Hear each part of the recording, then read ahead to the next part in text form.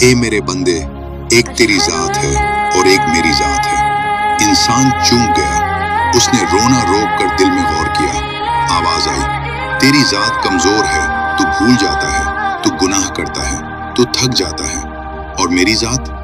میں کبھی نہیں تھکتا، میں سب کچھ جانتا ہوں، میں معاف کرنے والا ہوں، میں تیرے ہر آنسو کو دیکھتا ہوں۔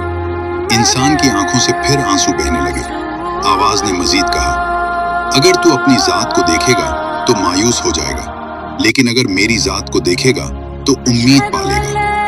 تو گناہ کرتا ہے لیکن میں معاف کرتا ہوں، تو دور بھاگتا ہے لیکن میں تیرے قریب ہوں۔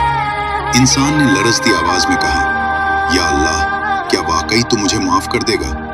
جواب آیا، بس ایک قدم تو میری طرف بڑھا، میں دوڑ کر تیرے پاس آؤں گا۔